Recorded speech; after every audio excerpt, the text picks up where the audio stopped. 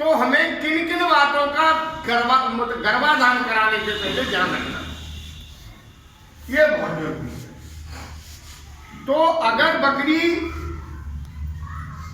पहली बार गर्मी में आ रही है, जिसे कहते हैं पहलवान बकरी है, अभी जो पहली बार गर्मी में आ रही है, उसके लिए क्या ध्यान रखना है, और जो बकरी 2-4 बार ब्याह चुकी है उसके लिए किन किन बातों का ध्यान रखना है, ये आप ध्यान से सुनने और समझें।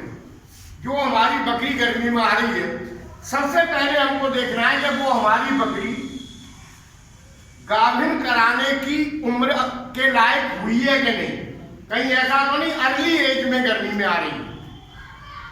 उसके लिए क्या है कि जो स्मॉल ब्रीड है, जो ब्रीड साल में 2 बार बच्चे देती है, वो बकरी कम से कम 7-8 महीने की उम्र की होनी चाहिए, कम से कम। ज्यादा होगा कोई बात नहीं। और जो लार्ज ब्रीड है वो कम से कम 1 वर्ष 12 महीने का होना चाहिए। तो ये देख लो, अगर बकरी 4-5 महीने पर गर्मी के लक्षण दिखा रही है और स्मॉल ब्रीड है, तो उसको कतई गाभिन न कराएं। 21 दिन बाद फिर गर्मी में आएगी, कोई दिक्कत नहीं, उसकी हीट निकाल दीजिए। तो सर्वप्रथम तो उसकी आयु का आकलन करना है। लार्ज ब्रीड है तो ये हमारी बकरी 1 साल की हुई है कि नहीं, स्मॉल ब्रीड है तो कम से कम 8 महीने की हुई है कि नहीं, उससे पहले गाभिन न कराएं। अन्यथा जल्दी गाभिन करा दोगे तो वो प्रोडक्शन उसका गिर जाएगा और हमेशा के लिए ही प्रोडक्शन गिर जाएगा। ऐसे पहले जो है बाल विवाह चलते थे ना, उनमें रोक क्यों लगाई गवर्नमेंट ने? वो अर्ली एज में जो है प्रेगनेंसी न हो, समझे? इसलिए लड़कियों की 18 साल और लड़कों की उम्र जो है निश्चित करी। ऐसे हमें बकरियों का भी ध्यान रखना कि वो उसकी उम्र पूरी होनी चाहिए। दूसरे, उसके स्वास्थ्य पर भी हमें ध्यान देना।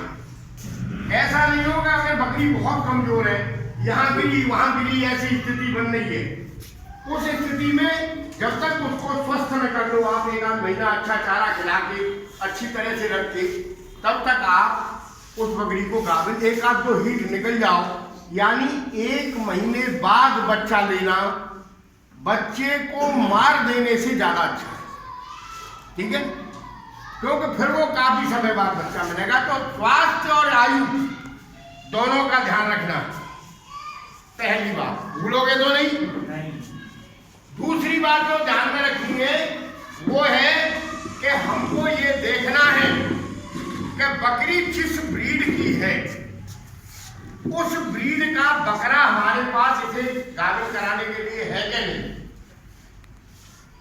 अगर हमें नस्ल सुधार नहीं कर रहे हैं, ब्रीड उत्पादन कर रहे हैं, तो उस समय बकरा उसी नस्ल का होना चाहिए जिससे क्रॉस ब्रीड ना हो, हमारी नस्ल ना बिगड़े। साथ ही साथ जो बकरा उस ब्रीड का है, वो बकरा इस बकरी का पिता या इसका सगा भाई तो नहीं है। बकरा है और अगर पिता या सगा भाई है तो उससे उसे गाभिन भूल कर भी मत कराना। क्यों? क्योंकि इनब्रीडिंग होगी और वो फ्लॉप ना, ठीक है? तो एक तो ये ध्यान रखना है कि हम पे उपयुक्त बकरा इस बकरी के लिए है अथवा नहीं। ठीक सर, दो बात ध्यान में आ गई। अगर बकरा नहीं है तो आप पड़ोसी का बकरा प्रयोग कर सकते हैं, अपने मित्र का बकरा प्रयोग कर सकते हैं, अपने ग्रुप में से बकरा बदल के ला सकते हैं। जरूरी नहीं है कि आप बकरा खरीदें, लेकिन किसी भी कीमत पर किसी भी मजबूरी में इनब्रीडिंग न करें। तीसरी बात जो हमको ध्यान में रखनी है कि बकरी हमारी किस समय हीट में आएगी, और उसको जो गाभिन कराना है आपको, तो गर्मी में आने के 10 से 12 घंटे बाद ही बकरा छोड़ना। 10-12 घंटे तक उसे ऊधम मचाने दो, लेकिन बकरा उसके ऊपर मत छोड़। भाई वाह गौतम जी, 10 घंटा तक हम बैठे इंतजारी करते रहेंगे तब बकरा छोड़ देंगे। अरे हमें अपने अन्य काम भी देखने, अकेले बकरी पालना थोड़ी करना है हमें। 10 घंटा से वहाँ बकरी भी देते रहेंगे, 10 घंटा बाद गाभिन कराएंगे। अरे गर्मी में आएगी बकरा, छोड़ दो, बकरी गाभिनेगी, अपने काम पे जाओ। बात तो आपकी बिल्कुल सही है, लेकिन इसमें बहुत बड़ा नुकसान हो जाएगा। बकरा की भी सर्विस बेकार जाएगी और बकरी भी गाभिन नहीं होगी। और उसका एक वैज्ञानिक कारण है। वो वैज्ञानिक कारण या शायद डॉक्टर चेतना ने आपको चित्र बना के समझाया होगा। गर्भाशय की स्थिति इस तरह से होती है कुछ,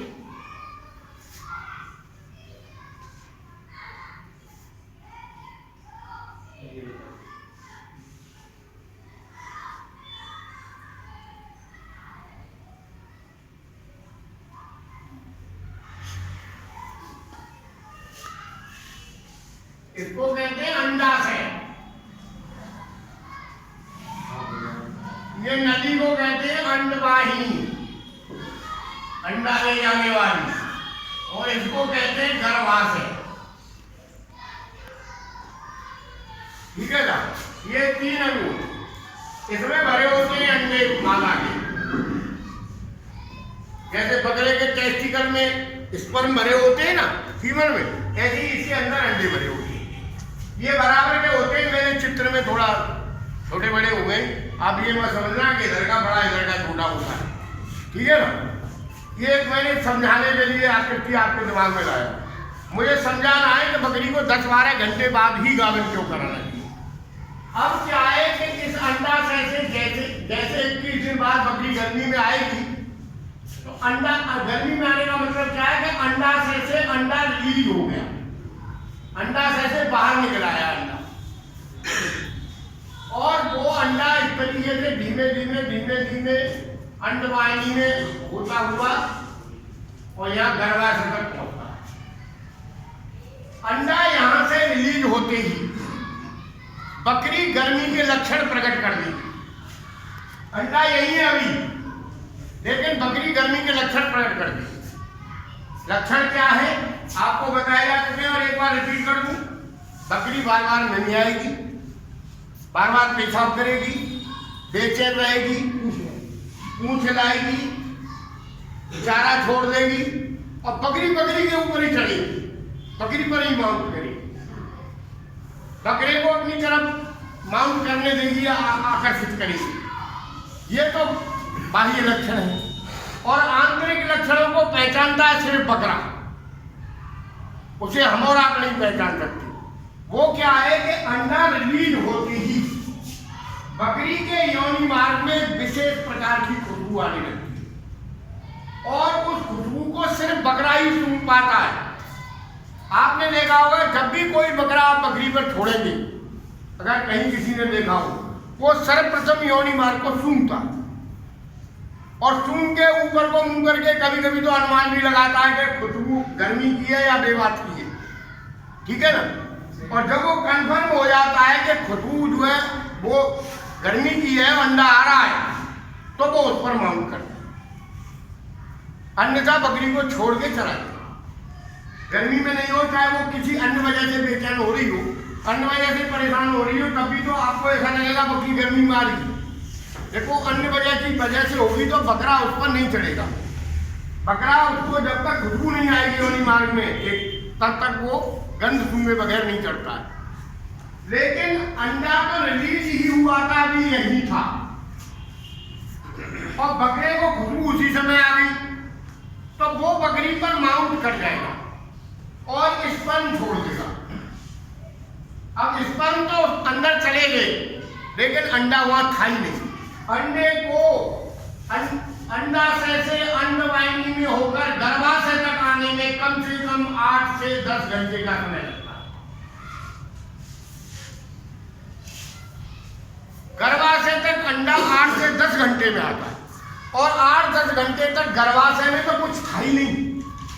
अंडा तो या तो ऊपर था या अंडवाहिनी में था, और स्पर्म पहुंच गए, तो स्पर्म भी धीरे धीरे अपनी ताकत उनकी कम होती चली जाती है, और 8-10 घंटे में स्पर्म जो है कोई भाग्य से एक आध जिंदा रह जाए, नहीं स्पर्म तब तक मर जाता। अब अंडे यहाँ आ जाते, अंडे हैं, स्पर्म है नहीं, तो निषेचन होता नहीं, युग्म बनेगा नहीं, बकरी कहाँ से लागू हो गई?